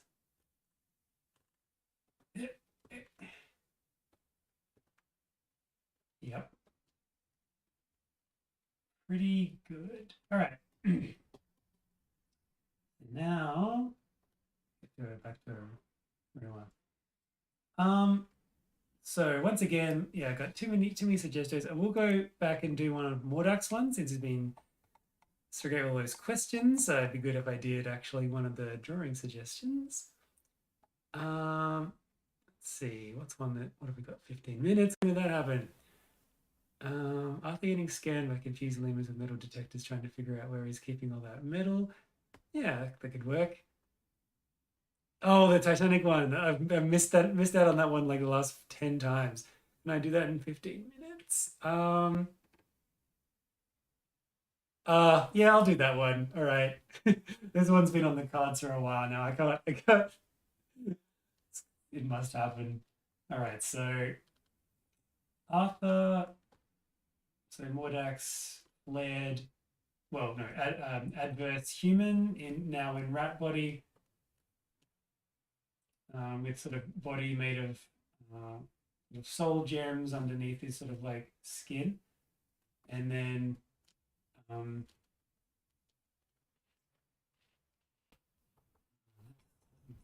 that's oh yeah, just missing this bit.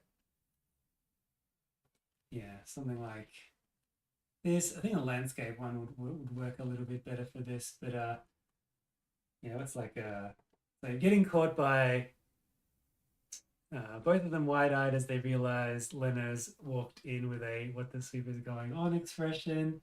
Yeah, so um, that's an expression. I don't know about these teeth though. Yeah, maybe like that's yeah, it's probably better. So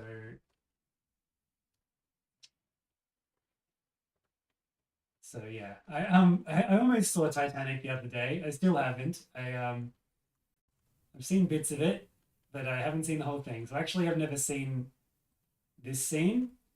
Oh, I don't think I've ever drawn the back of this. Oh, yes, I have. Got the kind of um, the power pack with all the little drone bits attached. But we'll just have the pack this time and not the drones. So yeah, I'll do this like fairly quickly because of the time. Right, we'll see how we go. We've got this. Well, I got the kind of like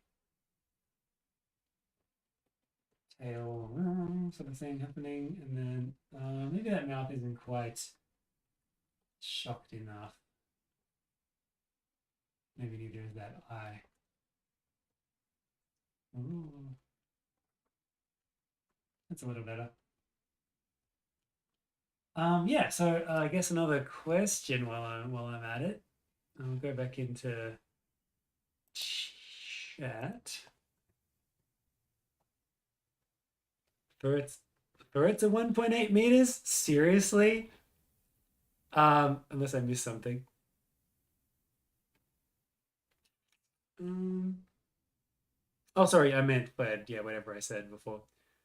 Um, will there be a sequel, prequel, in between cool to the Generations series? There already was one. But there could be more. Yeah, so I'll talk about one, but this has kind of been lost to time a little bit, so probably not many people have actually seen it. But there was a comic that I did in 2006, which sort of was like the prequel to Stolen Generation, kind of like how everything got to where it was. So it sort of went over. It was called Divergent History, and it went through the time from like basically when the timeline from our normal human timeline changed into the one that exists in the Stolen Generation comic. So it sort of starts off in World War II, where the so World War II has just been won, and that's a paintbrush. Oh yeah, I suppose it should be a paintbrush. So it's gonna be like a double cover up. His arm's gonna be covering up the picture, and the canvas is easel is gonna be covering up his Shawl's shame. So we're gonna boop boop. But yeah, Divergent History was a comic. It was all done in pencil. Actually, kind of most of the stuff from then I sort of really hate how it looks. But that one I actually think sort of still holds up. Somewhere back in the mists of time in my gallery, I'll make a little when I've got a minute. I'll make a special gallery for it.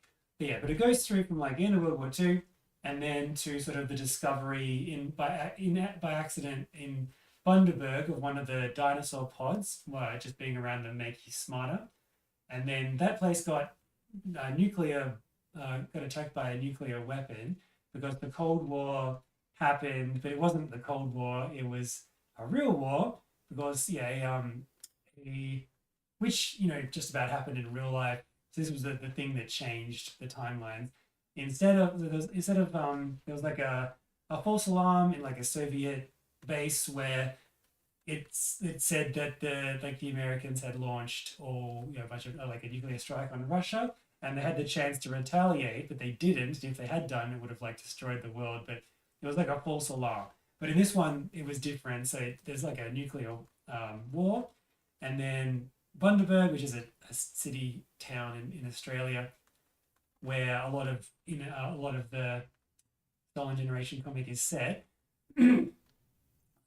Landed there, killed everyone there, but sort of like a scientist who was investigating the kids who had like become really smart. They survived it because they had like one of those energy shields that people can have in when they sort of gain knowledge from a dinosaur being close to them. So the extra dimensional energy shield survived, and then I won't go too much into this, but like he got that sort of set off an event. He sort of introduced anti-gravity technology to the world, and that started like a new sort of arms race. How is the pose? I don't know if I want to look it up actually, but I'll just do him like in some sort of pose. like maybe with his shoulder like looks a bit awkward, but I guess he's just been rumbled, so probably pretty awkward pose is sort of fine. But yeah, that was like an in between pool, I guess, between Stolen Generation and the Industrial Revolutions that came before it, sort of what's been happening in the world and how it sort of led up to that point. But in terms of like, yes, that sort of goes through that leading up to sort of 2003, which is when Stolen Generation takes place, and how all that happened with like the Russians and the Americans and how the technology evolved and all that kind of stuff and digging up stuff from underwater.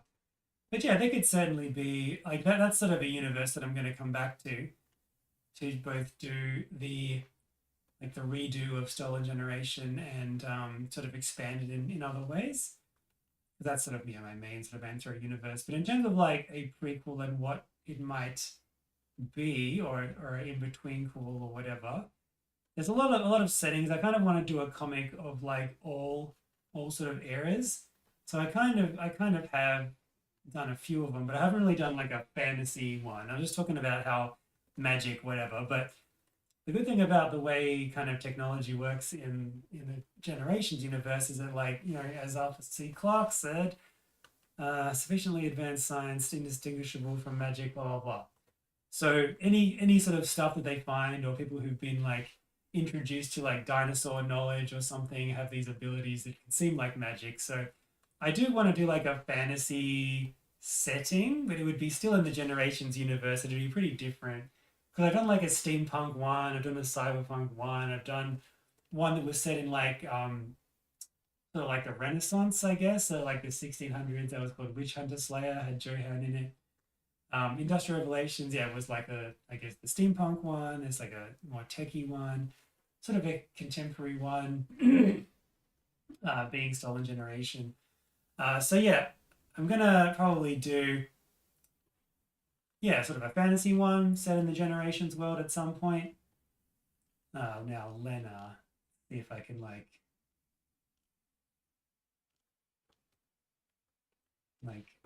what sort of expression, I guess. Now the thing is with it, let me just go back to the description. She's the sort of character who probably wouldn't be like even that fussed about this. Yeah, she'd probably be like, what's going on, but like not in a like disgusted way. She's like, what's happening over here?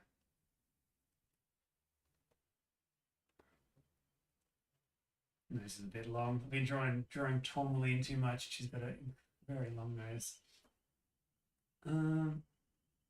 That's better. Like,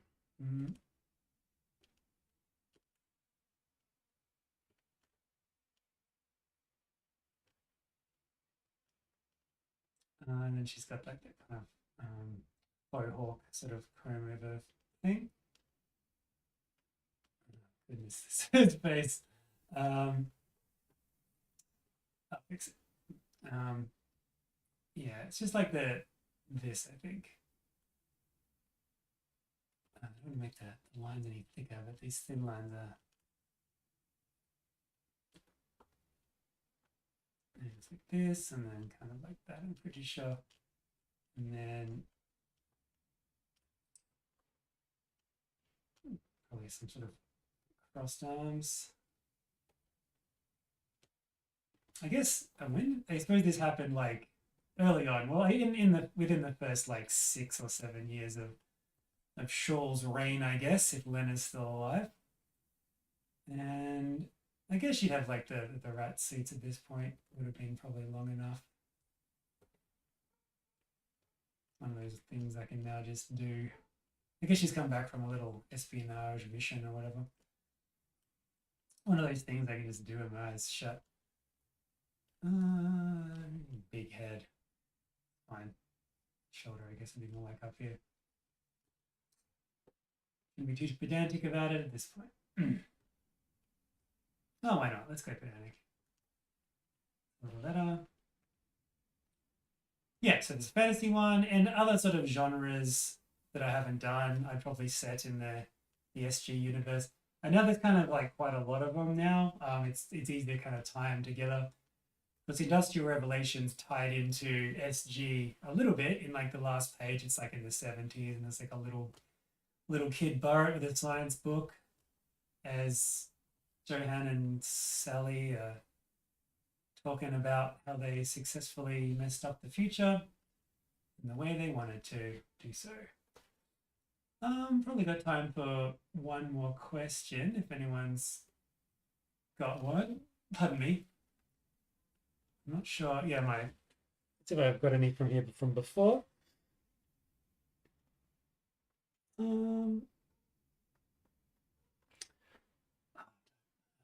so not many. Okay, so I think this is more or less this is more or less what I'd envisioned for this one. So we get out of this, we'll go back in here. And yeah, if anyone's got any other questions, otherwise, I didn't quite get to a lot of these designs. I can drawings. I'll start doing them next time. But I guess I can try to do the Sovek and Johan one real quick. Or at least I'll start it anyway. I've got 4 minutes. There's a will. There's a way. So let's start off with. So yeah, it'd definitely be bald Johan because he is. If he's a Beerus.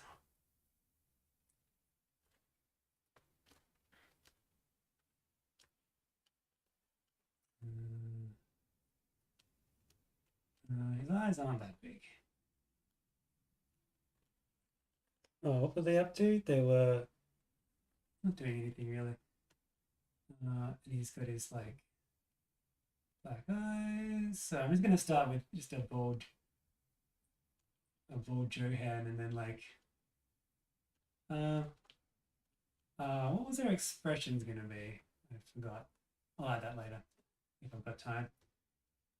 I'll have this one like set up, and then I'll come back and finish it in the next stream as the first thing I do. I'll have it finished for like the title screen of that. I'll use that as the starting point. And then Sovek. Joined us so many times now that I should remember.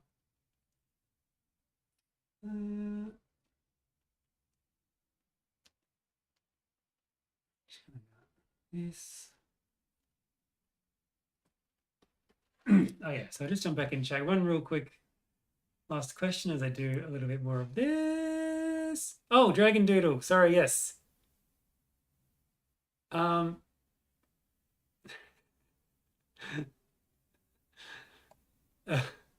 right, so yeah, some commentary. So I should put this on the picture of Shaw. Arc of Entropy. Ooh, interesting. This isn't what it looks like. So you aren't painting Shaw naked. It's like, oh, then it's exactly what it looks like. Quick Dragon Doodle. What Dragon Doodle? Sovek either teases him, snickers, or gives off some smirk. Dragon looks unimpressed. Yep, cool. I have 1 minute to do a Dragon Doodle though, so I will finish this one off next time. And until then, give me a Dragon Doodle, something to do. I think there was one from last time which I've forgotten.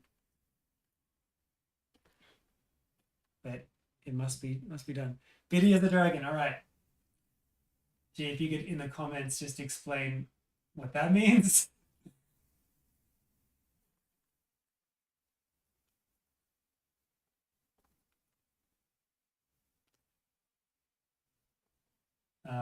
I guess I could since it wasn't like another question. But Biddy is our cat. Her actual name is like Florentine, but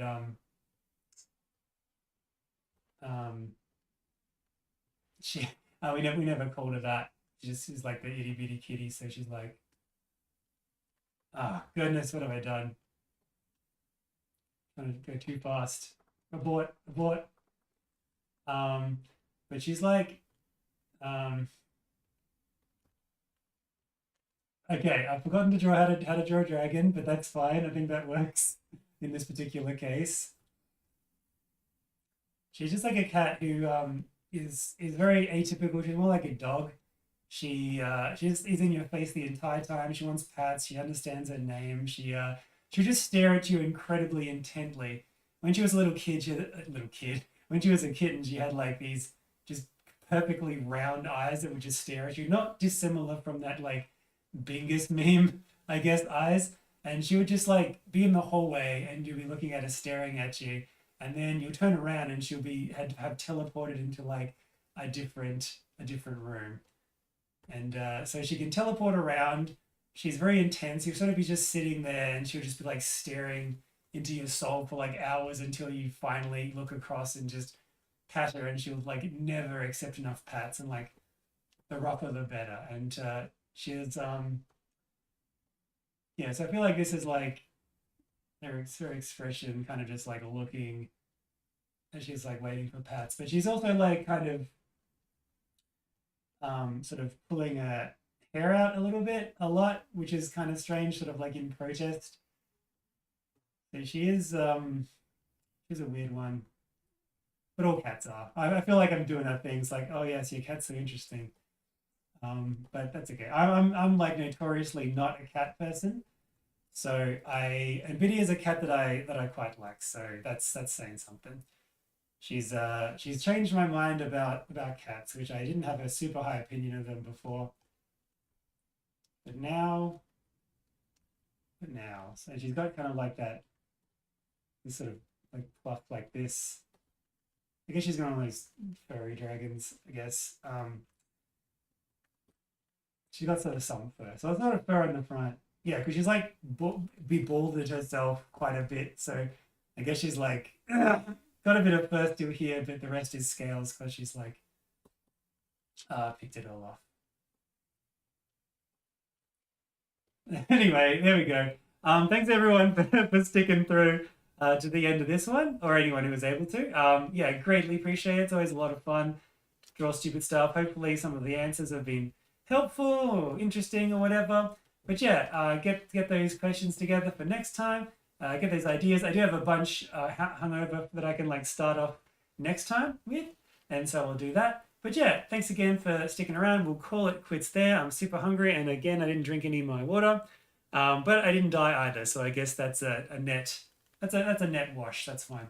But yeah, I'll have more pages coming out pretty soon for In Our Shadow. We're finishing that one that you also saw a little preview of. And yeah, if you've got anyone else who you might think might like this sort of thing, just tell them about it, whatever. But yeah, thanks again so much for your support, and wouldn't be able to do this without you. But yeah, again, thanks for sticking with it, and I'll see you next time as soon as I find the stream button. Bye bye.